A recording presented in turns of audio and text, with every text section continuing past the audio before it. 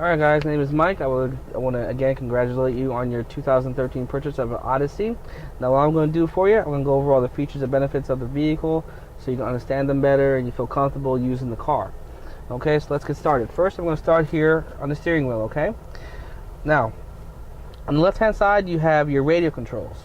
You have your mode, which switches between FM, AM, XM if it's available on your Odyssey, as well as CD, and as well as your USB for your iPod, MP3 players.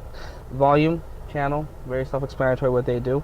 Now beneath that you have your Bluetooth, okay? You have your pickup and your hang-up buttons. Now I'm going to do that for you right quick, show you how to pair a Bluetooth, okay? So let me just, don't pay any mind to what I'm doing right now. I'm just getting to the phone, okay? Now on most Odysseys, the phone button is usually up here with the radio controls, but since this is a touring edition, the phone button is actually down here right by the destination route button, okay? So all we're going to do is we're going to push the phone button. No phone is paired to the system. As you can see. Would you like to add a phone now? Now the good thing about Hondas, they're very, very self-explanatory, very, very easy to use, and it's very hard to get lost, okay? So I was asking, you want to pair a phone now? Of course. So we're just going to turn the little knob right here to yes, and push in. Make sure Bluetooth is on and set to discoverable on your mobile phone. So right now I'm going through my phone to put it into Bluetooth, make sure it's on. Now every phone is different. My Bluetooth option is in my settings. Now your Bluetooth option might be in your wireless settings, it might be in your connectivity, it might be in your settings and tools option. Just make sure your Bluetooth is on. It should be one of those options I just mentioned to you. If not, then your phone obviously is not a Bluetooth phone. So we're going to hit OK. Now searching for my phone, wirelessly of course, searching for that signal that it gives out. Still searching, still searching. It takes up to about 30 seconds, maybe 45 seconds. Okay. My phone they found. Now for whatever reason they don't find your phone, there's always an option that says phone not found. You just click that and they send out a stronger signal to find your phone. But 9 times out of 10 they always find your phone. So we're going to click on my iPhone by pushing enter. Please enter the passkey 0000. So we put requested by your phone. So we Please put the www.handsfreelink.honda.com for a list of compatible devices. Okay, so we push the 4 zeros for passkey. Pair. The pairing was successful. Okay, as you can see, it's paired. Click OK, and then you give your options here. Phone book. Now importing. Now it tries to import the phone book, which it did. Most phones, some phones, you can pair it, but it won't pair that option with phone book. Some phones are funny; they pair half that, not the phone book, or the other way around. But most of the times they will pair fine. As you can see, mine is fine. So that's that. Now whenever obviously someone comes into the car, it's going to display actually right here on the screen right there, and then you just hit the pickup button right there if you want to pick up, and you hit the hang up or ignore button obviously if you like to ignore that person. Now on the right of the steering wheel you have your cruise control options right there, and then beneath that you have your info buttons. Now the info buttons are only available on the touring models. You're not going to find them on the LX through EXL. And then what this does is just it gives you options in the little square right between the odometer and speedometer of the dash. You just keep on clicking them. It just gives you different settings, the range in the gas tank, miles per gallon, just different options you can do with the car. It just shows you. This is pretty cool. Now beneath that, behind that you have your 2 stalks for your headlights and for your wipers. Most Odysseys have an auto setting, so you just set them to auto, and the headlights come on automatically when it gets dark outside. On the right, you have your wipers. Just pull down, and obviously they work. Now, if you want to turn them off, just push all the way up, and they turn off for you. Okay. Now, on the left of the steering wheel, you have your automatic door options, and then you have actually the ability to turn off your traction control and to use a power tailgate. Now if you don't have an EXL or above, you don't have a power tailgate. So ignore that button, and if you don't have a Touring Edition, then you don't have the park distance controls, basically PDC sensors in the bumpers, and you don't have that unless you have a Touring Edition. But if you have an EX or above, you have the power buttons for the 2 sliding doors on the side, and then you have an on-off button to turn off the power on the doors. You can make a manual if you like, or keep them power. And then on the side of that, you have your seat memory.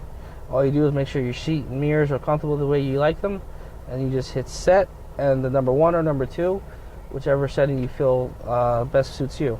And then obviously you have your window controls as well as your mirror controls over here. Now, let's get to the main show here, which is the navigation and the audio setup here. Now, right beneath the screen, you have your climate controls as well as your heated seats. Your heated seats are above the 2 knobs for the passenger and driver climate. Now, you can make each climate the same. So you get passenger, driver, rear the same, or you can have them different just by turning off the sync button. So I can make this 66, I can make the rear 59, I can make the passenger 69. As you can see, all different. And obviously if you don't want that, hit sync, and that way everything's the same temperature throughout the car. Now beneath the temperature, you have your options here. You have your on-off, your mode of where you want the air directed on you, fan speed right in the center, your air conditioning, push on, push off to turn it on or off, and then the defrost options on the right. And beneath that, you have your radio controls right here. Okay, the 2 knobs here, you have your volume and your tuner. The volume obviously volume to the radio. The tuner obviously switches stations that interest you here. Now, if you want to program a station, choose a station, hold a number, it beeps, and you save that station. And then above that, you have your options. You have your AM, FM, your XM, your CD, HDD, USB, and DVD options. Now, the HDD is like a CD library. How that works, you have to put in a real CD. It cannot be a burnt CD. It can't be MP3 CD. It has to be a real CD you buy from the store. Pop it in, and it's going to ask you on the screen if you want to record the songs that are on the CD to the car. Entirely up to you. The only way that you can record the CD songs to the car is that you have to listen to the CD in its entirety, and that way all the songs will be on there. And then all you do is just hit that button and choose the song you want to listen to without the CD even being in the car. Now, beneath that, you have your DVD drive. You can play DVDs. You cannot play Blu-ray movies, unfortunately. But don't get these two mixed up. If you get these mixed up, they will jam in there. That's why Honda puts the DVD insignia right next to the drive so you don't get confused. The minute you put that in there, it's going to display right back here on the screen. Now this is a 16-inch widescreen, which is available on the Touring Edition only. And if you get the regular DVD, it's going to be half that screen. It's going to be 8 inches instead of 16. Now once you put that in, it's going to play right there. You get 2 wireless headsets from Honda. Make sure that your kids or whoever's in back watching the video, make sure they're on their heads. That way the audio goes right through their headsets and not through the car. If the headsets are not on, the audio of the DVD will play throughout the car. Now some people like that, some people don't, but that's the only way you can stop that from happening. And then beneath the DVD, you have your navigation, which you can see there, which is the default map right there. Now, to put in a destination, you have your destination route button right here, okay? You just push that. As you can see, it gives you the options that are available. You have your address, and use the knob behind here, and just choose which one you want to do. Obviously, most of the time, we're going to do the address, to input an address. Make sure address is highlighted, just like that. You push in. You see, make sure it's the right state. If it's not the right state, you just go down here and change the state. If it is the right state, then we go to city, put in city, and we're going to spell it out for you. See how it's moving? And every time you choose a letter, you push in. Keep looking. Make sure it's on there. Keep looking. Bam. So it's Wayne. That's what I want. Choose in there. Street name. Spell out the street name. Just like that. Jackson's what I'm looking for. And the street number. Spell out the street number. Now once you do that, it's going to show the OK down there as a white arrow. You're just going to knock this little stalk right here, knock it down. in the direction that it's pointing, and then right there, that's my address I inputted, and that's the distance that is to that address. And then from here, you can add it to your address book or add it to your destination list. Or you go right to OK. And it automatically finds... Proceed to the highlighted route. Then the route guidance will start.